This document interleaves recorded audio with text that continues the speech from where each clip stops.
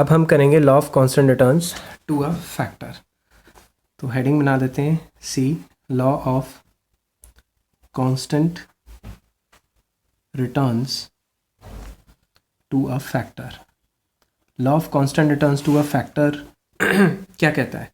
ये कहता है कि अगर शॉर्ट पीरियड में टोटल प्रोडक्शन को बढ़ाओ तो शॉर्ट पीरियड में लेबर को बढ़ाओ, यूनिट्स ऑफ लेबर को बढ़ाओ, टीपी बढ़ता है मगर कांस्टेंट रेट पे। According to this law, if we increase the units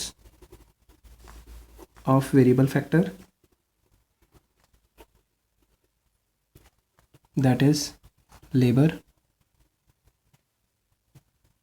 in short run,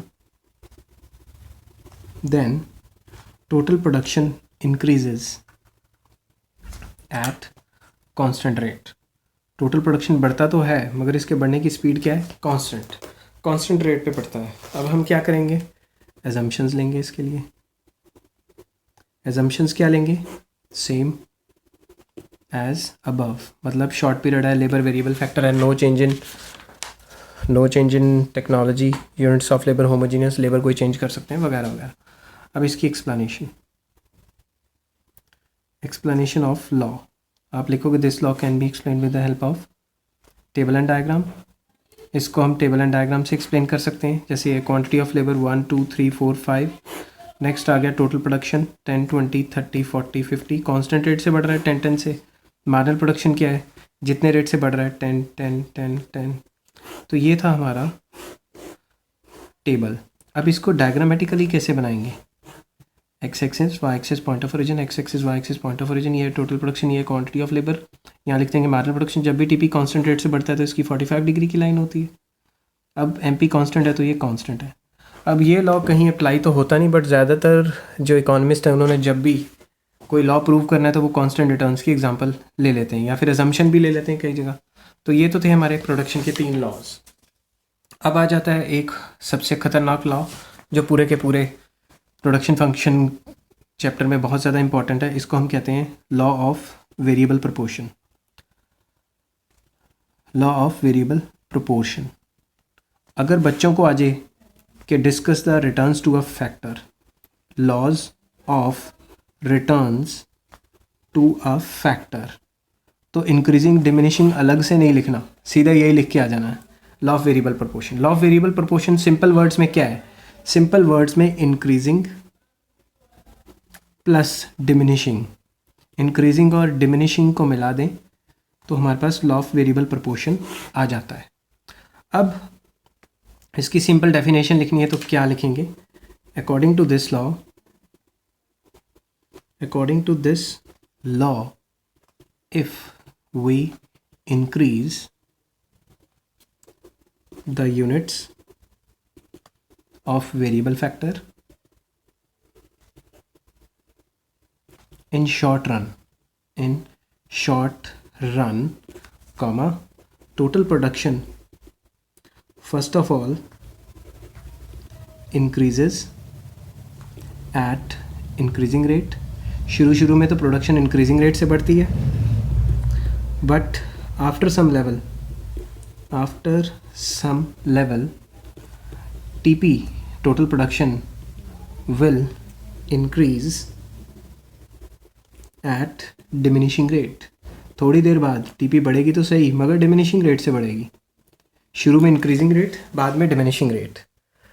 अब एजम्पशंस, इस लॉ के लिए भी हमें कुछ एजम्पशंस लेनी पड़ेंगी और बेफिक्र होकर आपने सेम लिख देनी है, सेम एज अबव, क्योंकि ये भी तो रिटर्न्स टू अ फैक्टर ही है। तो इसमें वही एजम्पशन, शॉर्ट पीरियड है, लेबर वेरिएबल फैक्टर है, नो चेंज इन टेक्नोलॉजी और होमोजीनियस यूनिट्स ऑफ लेबर। अब इसका table and diagram. Table and diagram कैसे करेंगे? सबसे पहले तो आप हेडिंग बना दो एक्सप्लेनेशन ऑफ लॉ। इसको एक बार ध्यान से समझ लेना। Quantity of labour 1 2 3 4 5 6 7 8, total production शुरू में हमने बढ़ाना है इंक्रीजिंग रेट से।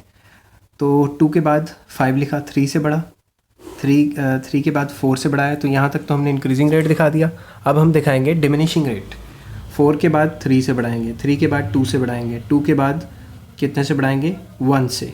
2 के बाद बढ़ाएंगे 1 से। 1 के बाद बढ़ाएंगे ही नहीं, उल्टा गिरा देंगे। इस चीज़ को, ये हमने इंक्रीजिंग रिटर्न्स शो कर दिए, ये हमने डिमिनिशिंग रिटर्न्स शो कर दिए। दोनों को ऐड करके हमने लॉ वेरिएबल प्रोपोर्शन बनाया। एवरेज प्रोडक्शन क्या है, total production divided by quantity of labour, this by this 2, 2.5, 3, 3, 2.8, 2.5, 2.1, 1.7।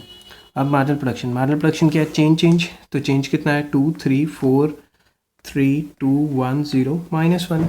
तो ये हमारा बन गया टेबल जो इसके लिए बनाना है। फिर इसको थोड़ा सा एक्सप्लेन करना है ऑब्वियसली पेपर के लिए। अब इसका आ जाता है डायग्राम। टीचर आपका डायग्राम देख के ही समझ जाएगी कि आपके पल्ले कुछ है, आपको कुछ आता है या नहीं आता। तो डायग्राम में आपने बहुत ज़्यादा क्लियर होना है। यहाँ है क्वांटिटी ऑफ लेबर, यहाँ पे लिख लो प्रोडक्शन। शुरू में टीपी इंक्रीजिंग रेट से बढ़ता है और बाद में डिमिनिशिंग रेट से बढ़ता है। तो आपकी ये जो कर्व है ये स्मूथ होनी चाहिए। अगर स्मूथ नहीं है तो समझ लो आपको नंबर नहीं मिलेंगे। शुरू में जब तक आपने इंक्रीजिंग रेट दिखाया उसको पॉइंट ए दे दो। इस पॉइंट को हम कहते हैं point of inflection. Point of inflection, inflection का मतलब इस पॉइंट के बाद कर्व ने अपनी स्पीड चेंज कर दी। यहाँ तक इंक्रीजिंग रिटर्न्स था, बाद में डिमिनिशिंग हो गया। फिर एक स्केल लेके यहाँ टेंजेंट खींचना है, इसको मैक्सिमम पे पॉइंट बी दे देना है, इसको नीचे तक मिला दिया। इसके बाद क्या करेंगे, मार्जिनल प्रोडक्शन कर्व बनाएंगे।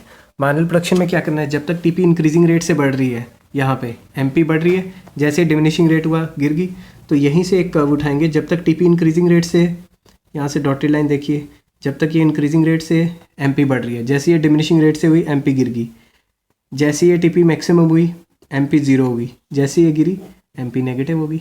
तो सिंपल वर्ड्स में ये तो इंक्रीजिंग रिटर्न्स है, ये डिमिनिशिंग रिटर्न्स है, तो आपको घबराने की ज़रूरत नहीं है। इंक्रीजिंग और डिमिनिशिंग वाला पुराना लॉ ही चल रहा है। इसको पॉइंट दे देते हैं सी। अब इसके बाद क्या करना है, इस एक्सिस और इस एक्सिस के बीच में आप इन्फानाइट लाइंस खींच सकते हो, बट एक ही लाइन ऐसी है जो टीपी कर्व को टेंजेंट करके जाएगी। टेंजेंट करनी है हमने हमेशा, और जहाँ पे टेंजेंट है वहाँ से डॉटेड लाइन नीचे लगा देनी है। जहाँ से ये डॉटेड लाइन इस कर्व को काटती है एमपी को, वहीं पे एपी और एमपी बराबर होंगी, उसके बाद एपी गिर जाएगी। तो इसको पॉइंट दे देते हैं डी। टेंजेंट करनी है पॉइंट ऑफ ओरिजिन से। अब ये जो टेंजेंट है इसके इधर इधर जो है वो है हमारी फर्स्ट स्टेज। टेंजेंट और मैक्सिमम के बीच में है हमारी सेकंड स्टेज, और जब टीपी गिर जाती है तो ये है हमारी थर्ड स्टेज। और जो सेकंड स्टेज है वही रैशनल मानी जाती है। रैशनल, हर कोई प्रोड्यूसर इसी में रहना चाहता है। वजह ये कि थर्ड स्टेज में तो टीपी गिर रही है, फर्स्ट स्टेज में ऑल दो इंक्रीजिंग रिटर्न्स है बट अभी मैक्सिमम तो नहीं पहुंचा। तो ये आपका सबसे इंपॉर्टेंट चैप्टर था प्रोडक्शन फंक्शन।